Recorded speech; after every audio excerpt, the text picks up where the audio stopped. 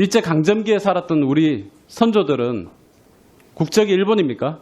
나라가 다 뺏겨서 일본으로 강제로 다 편입이 그러면 된 저의 부모님, 후보자의 부모님 일제 치하의 국적이 일본입니까? 일본이지 그걸 모르십니까? 아니 일제시대 때 일본 우리나라 말이 되는 사람들 얘기입니까 이게 지금? 무슨 말씀을 하세요? 아니 일제시대 때 우리 선조들이 전부 일제시대 때 국적이었다고요? 우리나라 국적이 전부 한국입니까? 무슨 그걸 말- 어떻게 인정하는 사람이 국무위원 된다는 거예요 지금? 인정은 무슨 인정이에요? 상식적인 이야기를 해야지 말이 안 되는 이야기를 하시면 안 되죠. 아무리 인사청문회지만은 일제시대 때 무슨 한국이 국적이 있었습니까? 나라가 망한데 무슨 국적이 있어요? 자, 김문수는 자신이 맞는 말을 했는데 뭐가 문제냐? 대한제국은 1910년에 폐망했는데 일본 호적 말고 그 무슨 호적이 존재해? 따라서 일본인이라고 보는 것이 뭐가 문제야? 내 말이 뭐가 틀렸어? 라면서 억울해할 것입니다. 그런데 저는 김문수의 대답은 분명 잘못되었다라고 생각합니다.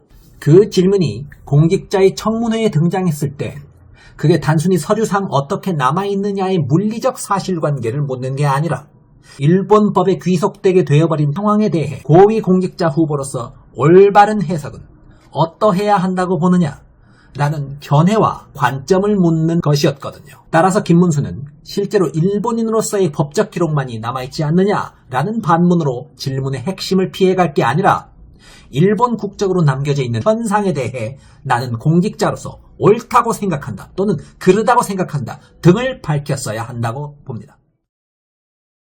일제시대 때 무슨 한국이 국적이 있었습니까? 나라가 망한데 무슨 국적이 있어요? 자, 이 질문은 생각보다 대답하기 어려워요.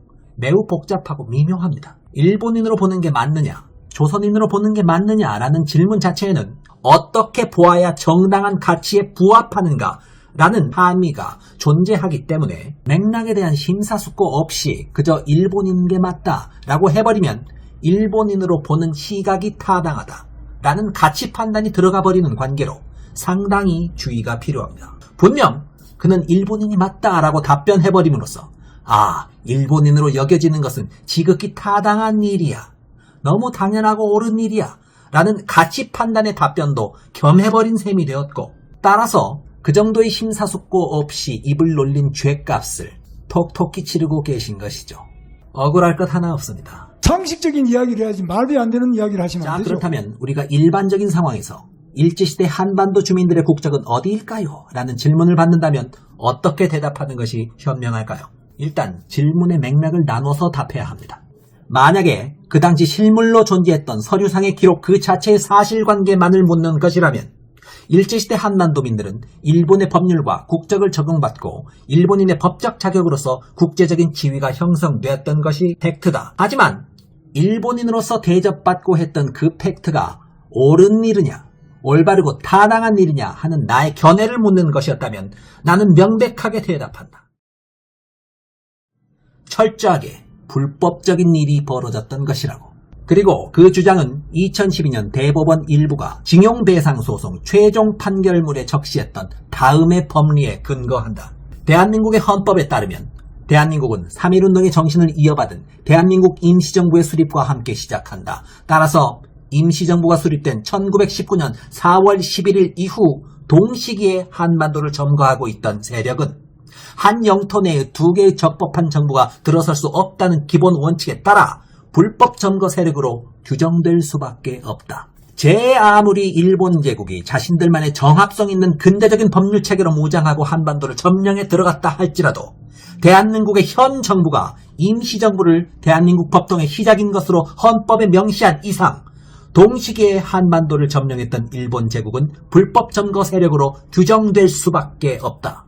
따라서 임시정부 수립일 이후 일제의 모든 행정력은 대한민국 헌법에 비추어 모두 불법으로 간주된다. 2012년 대법원 일부가 결론 내렸던 징용배상 판결이 원고들의 승소로 끝났던 것은 헌법 정신을 근거로 임시정부와 동시에 존재했던 한반도 내의 일본 세력을 불법 점거 세력으로 규명할 수 있었던 데 그 핵심적인 근거가 있었죠. 자, 이 관점 그대로를 적용해보자면 그 당시 한반도에 살던 민중들의 상황은 어떻게 표현할 수 있겠습니까? 그들은 일본 제국 국민으로서의 국적을 가졌던 게 아니라 일본이라는 불법 점거 집단의 강제적인 억류 상태를 겪었던 것으로 해석되는 것이 오늘날 대한민국의 헌법적인 가치에 충실한 해석이 됩니다. 그렇다면 그들의 법통은 어떤 국가에 귀속됐냐, 즉 어느 나라 사람이냐? 당연히 대한민국입니다. 대한민국 그때 있기나 했어? 있었죠. 대한민국은 이승만이 1945년 출범시킨 게 아닙니다. 단지 그때는 형식적인 구색을 좀 더 갖춰서 나왔다 정도의 차이만 있었을 뿐인 거죠. 헌법에 명시되어 있듯이 1919년 3.1운동으로부터 출발한 대한민국 임시정부의 법통에 귀속되는 게 그 당시 한반도민들의 법적인 귀속 상태를 제대로 반영한 해석입니다. 따라서 1919년 이후에 한반도 내 민중들의 국적을 누군가가 묻는다. 정답은 대한민국입니다. 대한민국 임시정부라고 좀 더 명확히 설명해도 괜찮고 사실상 대한민국이라고 해도 무방하다고 생각합니다. 대한민국의 건국절은 1919년 4월 11일이 되어야 하니까. 그것은 명백히 가치나 법리평가의 영역이기 때문에 대한민국 임시정부의 실효적 지배를 받았느냐의 여부와 무관하게 정당한 해석이 됩니다. 이것은 마치 프랑스를 잠시 독일이 점령했을 때 그 시점 실질적으로 프랑스 땅을 다스리지 못하고 영국의 망명에 있던 드골의 망명정부가 형식적인 실질성을 가지지 못했다 하여 그 가치를 폄하받지 않는 상황과 동일합니다. 그리고 그 당시에 실제로 프랑스 땅에서 주민들에게 행정력을 발휘했던 비쉬 정부가 불법 점거 세력으로 규정되어 부역자들이 모두 사형당했던 그 관점과도 동일합니다. 누군가가 2차 대전에 독일에게 점령당한 그 당시의 프랑스인들이 독일인이냐? 라고 묻는 것이 매우 우습게 들리는 것처럼 우리의 경우도 동일합니다. 일제강점기에 그 사람들 다 일본 사람이었어? 아니죠. 물론 이 정도는 가능합니다. 그 당시 민중들의 그 시점의 국제적 지위는 현재 문서상 어떻게 남아있는가? 라고 묻는다면 그 당시 나치가 세웠던 괴뢰정부인 비쉬 공화국의 행정력을 적용받긴 했다. 라고 답할 수 있죠. 하지만 그 얘기는 비쉬 공화국의 지배하에 놓여있던 그 상황에 대한 가치 판단을 철저하게 배제한 채로 명목상의 기록만을 따졌을 때 그러하다라는 것일 뿐, 비쉬 정부의 행정력 하에 있었다는 그 사실이 옳다거나 맞는 일이라거나 당위가 있다라거나 하는 식의 가치 판단이 결코 아니어야 합니다. 자, 무엇인가가 맞다라는 표현은 그것은 이렇다라는 사실관계에 맞다, 사실관계에 부합한다라는 기본적인 뜻이 있습니다. 그런데 동시에 그것은 무엇을 갖고 있냐? 옳다라는 뜻까지를 함의합니다. 따라서 무엇이 맞다, 틀리다 라는 말이 오해를 불러일으키지 않기 위해서는 당위의 뉘앙스를 얼마나 개념적으로 배제했느냐, 또는 문맥상 당위의 뉘앙스를 강조해서 넣었느냐 등등을 세밀하게 판단하고 그 문맥 하에서 적절한 답변을 해야 현명한 답변이 될 수 있는 것입니다. 자, 그리고 그것에 대한 가치 판단을 묻는 질문을 누군가가 한다 라면 자신 있게 답하십시오. 일제시대 조선인들의 국적은 대한민국이라고. 더욱 정확하게는 현 시점의 대한민국이 우리 법통의 시작으로 여기고 있는 대한민국 임시정부, 바로 대한민국 임시정부의 국민들이라고.